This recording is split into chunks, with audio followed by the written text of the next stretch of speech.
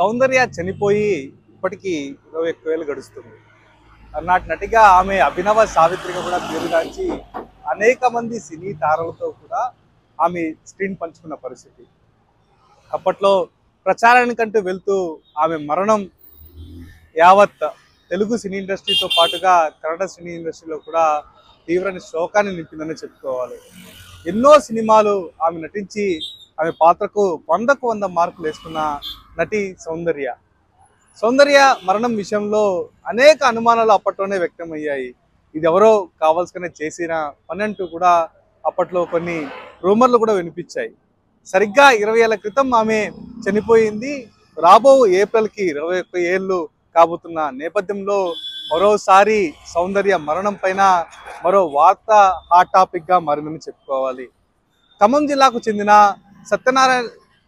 సత్యనారాయణపురానికి చెందిన చిట్టిబాబు అనే వ్యక్తి కలెక్టర్ రాసిన లేఖలో ఒక విస్తుపోయే నిజాలు కావచ్చు, లేకపోతే ఒక సంచలన వ్యాఖ్యలను కూడా మనం చెప్పుకోవచ్చు.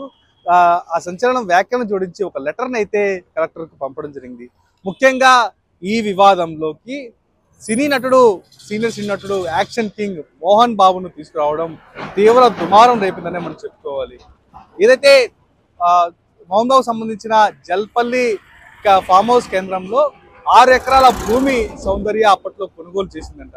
అదే సమయంలోనే దానికి అధికంగా రేటు రావడం, అందులోనూ అప్పట్లో మోహన్ బాబు సౌందర్యకు అత్యంత సన్నిహితంగా ఉండడంతో ఆ ల్యాండ్ నాకు అమ్మారంటూ కూడా పలుమార్లు మోహన్ బాబు సౌందర్యాన్ని ఒత్తిడిచ్చారంట. అదే విషయాన్ని తన తమ్ముడి దగ్గర కూడా ప్రస్తావించినట్టు ఆ లేఖలో పేర్కొన్నారు. అయితే అప్పట్లో సౌందర్య మాత్రం ఈ విషయాన్ని ససేమిరా ఒప్పుకోలేదని కూడా ఆ లేఖ ద్వారా చిట్టిబాబు కలెక్టర్కు తెలియజేసిన పరిస్థితి.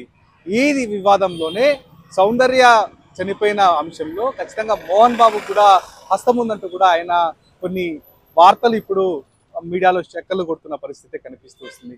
ఆయన లేఖ సారాంశం అనుగుణంగా మోహన్ బాబుకు సౌందర్య చనిపోయిన వివాదానికి లింక్ ఉందంటూ కూడా కొన్ని వాదనలు వినిపిస్తున్న పరిస్థితి అయితే మనకు కనిపిస్తూ వస్తుంది. ఈ నేపథ్యంలోనే ఈ లేఖ బయటకు రావడంతో పూర్తి స్థాయిలో కూడా ఇప్పుడు ఇది వైరల్ గా మారిన పరిస్థితి కనిపిస్తూ వస్తుంది. యావత్ తెలుగు రాష్ట్రాల్లోనే కాదు, సినీ ప్రముఖుల్లో కూడా ఈ వార్త తీవ్ర చర్చకు దారితీసిందని చెప్పుకోవచ్చు. ఎందుకంటే మోహన్ బాబు సౌందర్య అప్పట్లో కలిసిమెలిసి ఉండేవారు, చాలా సన్నిహితంగా ఉండేవాళ్ళు, ఒక అన్నలాగా ఫీల్ అయ్యి ఆయనతో అధికంగా సమయం గడిపేదంటూ కూడా అప్పట్లో వార్తలు వినిపించాయి. అయితే మొత్తం మీద ప్రాపర్టీలు సైతం కలిసే కొనేవారంటూ కూడా అప్పట్లో ఫిల్మ్ నగర్లో టాక్ కూడా వినిపించేది. ఈ నేపథ్యంలోనే మోహన్ బాబు చేసిన ఈ చిన్న పని వల్ల కేవలం ఇప్పుడు ఆయన పైన ఆరోపణలు గుప్పించే పరిస్థితి అయితే కనిపిస్తూ వస్తుంది. అప్పట్లో మోహన్ బాబు ఏమడిగారో మనకు తెలియకపోవచ్చు, కానీ అయితే ఈ వార్త మాత్రం సోషల్ మీడియా వ్యాప్తం కూడా తీవ్ర వైరల్గా మారిందని చెప్పుకోవాలి. ఈ అంశంపై సోషల్ మీడియాలో కావచ్చు, ఇతర అంశాల్లో కావచ్చు, మోహన్ బాబు ఒక స్టేట్మెంట్ ఇస్తే తప్ప ఈ వార్తకు ఫుల్ స్టాప్ పడేలా లేదని మనం చెప్పుకోవాలి. ఇప్పటికే పలు వివాదాల్లో చిక్కుకున్న మోహన్ బాబు కొన్నాళ్ళుగా ప్రశాంతంగా ఉన్నట్టుగా మనకు తెలుస్తూ వస్తుంది. మంచు మనోజ్ వివాదం కావచ్చు, విష్ణు వివాదం కావచ్చు, కాలేజీ వ్యవహారాలు కావచ్చు, ఇవన్నీ కూడా ఒక తీవ్ర దుమారం రేగిన నేపథ్యంలో గత 15 రోజులుగా కూడా మోహన్ బాబు ఇంటి పట్టాన హ్యాపీగా ఉన్న పరిస్థితి కనిపిస్తూ వస్తుంది.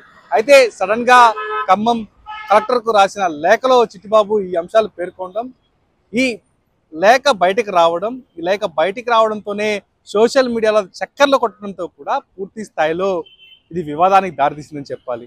మొత్తం మీద ఈ వివాదాన్ని ఫుల్ స్టాప్ పెట్టాలంటే ఖచ్చితంగా మోహన్ బాబు బయటకు వచ్చి స్టేట్మెంట్స్ ఇవ్వాల్సిన పరిస్థితి ఉంది. అయితే మంచు మనోజ్ కూడా న్యాయం చేయాలంటూ చిట్టిబాబు తన లేఖలో పేర్కొనడం మరో విశేషం. అయితే ఇది మనోజ్ చేయించిన పనా, లేకపోతే ఇతరులు మోహన్ బాబు గిట్టిన వాళ్ళు ఎవరైనా చేయించిన పనా అన్న కోణంలో కూడా విచారణ సాగుతున్న పరిస్థితి కనిపిస్తుంది. మొత్తం మీద ఈ అంశానికి సంబంధించి పూర్తి వివరాలు పోలీస్ శాఖ అధికారులు వెల్లడించాల్సిన పరిస్థితి కనిపిస్తూ వస్తుంది.